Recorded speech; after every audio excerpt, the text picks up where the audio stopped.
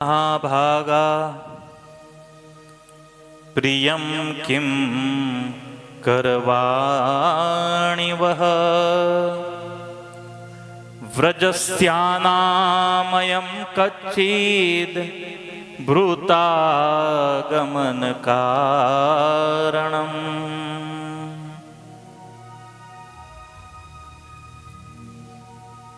સુખદેવજી મહારાજ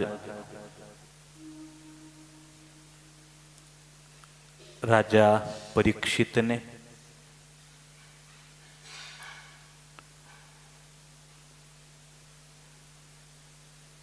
ગોપી ગીતની દિવ્ય કથામાં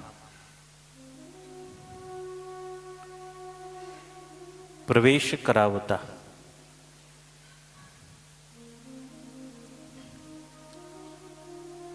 પ્રાથમિક કથા કહે છે.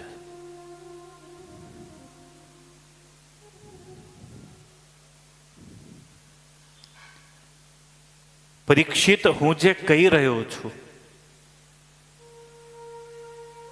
ન તો આ કોઈ સામાન્ય જીવની કથા છે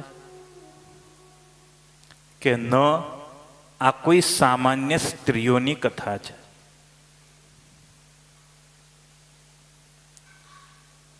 આમાં જે પાત્ર છે ને એ ભગવાન છે, પરમાત્મા છે.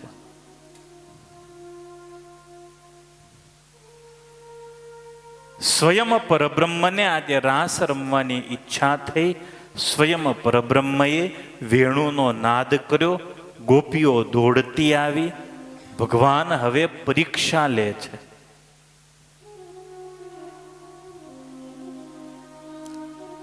ભક્તનો ખરો તબક્કો હવે શરૂ થાય.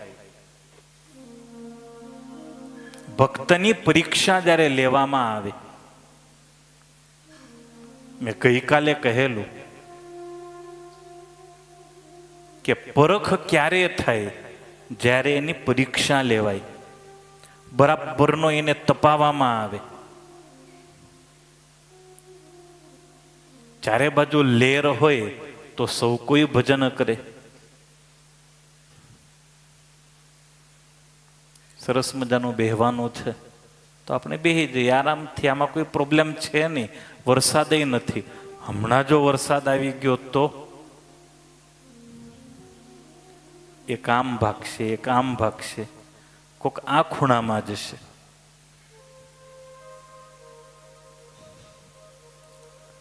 ભક્તની પરીક્ષા એના કઠણ કાળમાં છે.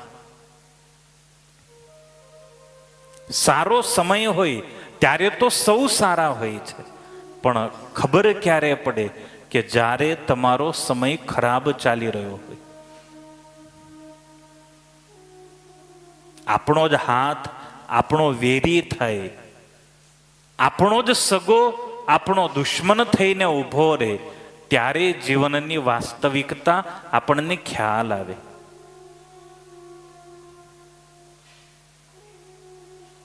પરમાત્મા એ ભક્તોની પરીક્ષા લે છે. સ્વામિનારાયણ ભગવાન કાયમ કહેતા કે હંમેશા ચકાસીને ભક્ત કરવા. જે હોય એને એન્ટ્રી આપી દો ને પછી જેવો તેવો માલ ભરાય. એમાં તમે ક્વોલિટી મેન્ટેન ન કરી શકો. જો તમારે દુકાન સારી ચલાવવી છે તો ભલે ગ્રાહક ઓછા આવે એ પરવડશે, પણ માલ બગડે એ નહીં પરવડે. માલ બગડ્યો તો નામ બગડ્યું, માલ બગડ્યો તો ગ્રાહક બીજી વાર આવશે જ નહીં. નહીં તો માણસ એમ કહેશે ભલે મોંઘું છે પણ વસ્તુ લેવા જેવી છે.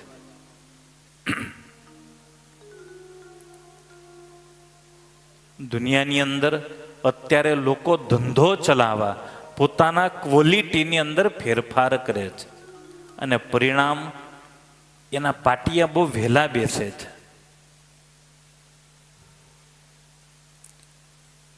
સારું જોઈએ છે તો એ પ્રમાણે તમારે પૈસો પણ ખર્ચવો પડે છે.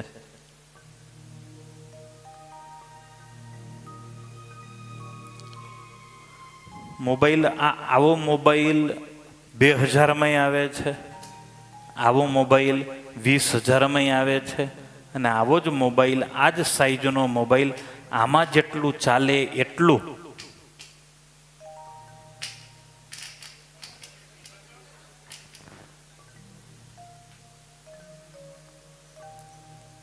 ₹1,00,000 મોબાઈલમાં પણ ચાલે છે. બોલો, એની પરીક્ષા થઈ ગયા, એની કેપેસિટી મપાઈ ગઈ. બહુ પ્રેમથી ભાઈ છત્રી એમ કાલે કહી ગયેલા કે સ્વામી છત્રી મૂકજો. છત્રીના કારણે દરેક વસ્તુની કેપેસિટી હોય છે. એમાં પરમાત્મા એ ભક્તને તાવે છે, પરમાત્મા એ ભક્તની પરીક્ષા લે છે.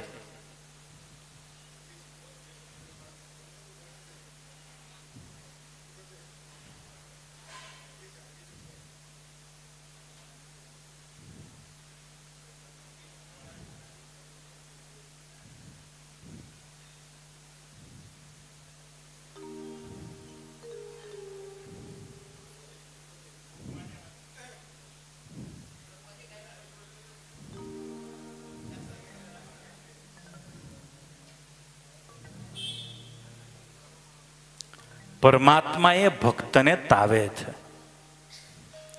સ્વામિનારાયણ ભગવાને વચનામૃતની અંદર બહુ સરસ વાત કરી કે જીવમાંથી વાસના ક્યારે જાય?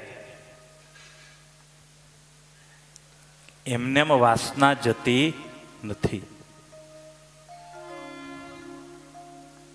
મહારાજે કિચુકાનું દ્રષ્ટાંત આપ્યું છે. ચચુકાનું. ચચુકો હોય એને બાળો, પછી એ બરાબર આમ સરસ શેકાઈ જાય ને, પછી એને દબાવો એટલે તરત જ એનું ફોતરું અલગ પડી જાય છે, છૂટું પડી જાય છે. પણ ક્યારે? કે જ્યારે એને બળવું પડે છે. એને બળવું પડે છે, એને શેકાવવું પડે છે, ત્યારે અંદરનું સફેદ પડ આપણને દેખાય છે. ભગવાન ગોપીઓની પરીક્ષા લે છે. સ્વાગતમ વો મહાભાગા પ્રિયમ કિમ કરવાણિ વહ વ્રજસ્યાનામયં કચ્છિદ ભૃતાગમન કારણમ. હે ગોપીઓ, હે મહાભાગ્યશાળી ગોપીઓ, તમારું સ્વાગત છે. પ્રિયમ કિમ કરવાણી વહ, બોલો હું તમારું શું ભલું કરું, હું તમારું શું પ્રિય કરું. વ્રજમાં બધું કુશળ મંગળ તો છે ને. આવી મધ્યરાત્રિએ, આવી ઘોર અંધારી રાત્રિએ આ જંગલની અંદર આવવાનું પ્રયોજન શું, કારણ શું? ગોપીઓના હૃદયને એકદમ આંચકો લાગી ગયો છે. ગોપીઓને ડૂમો ભરાઈ આવ્યો છે કે શું હજી પણ આપણી અને કૃષ્ણની વચ્ચે દૂરી ખરી? કે કૃષ્ણ આપણું સ્વાગત કરે છે.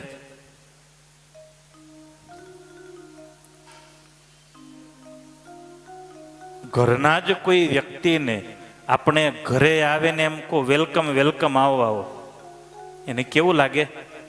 એને એમ લાગે કે આપણે એની મશ્કરી કરીએ છીએ. સ્વાગત, વેલકમ એ પારકાનું છે, આપણા એ પોતાનાનું નથી. ગોપીઓને બહુ દુઃખ થયું કે શું હજી પણ આપણી અને કૃષ્ણની વચ્ચે દૂરી છે, કે કૃષ્ણ આપણું સ્વાગત કરે છે? કારણ પ્રેમની અંદર સ્વાગત જેવા ભારે ખમ શબ્દોની કોઈ જરૂર છે જ નહીં. પ્રેમની અંદર માત્ર આંખો જ વાત કરે છે. પ્રેમને કોઈ ભાષા નથી, પ્રેમને કોઈ સરહદ નથી.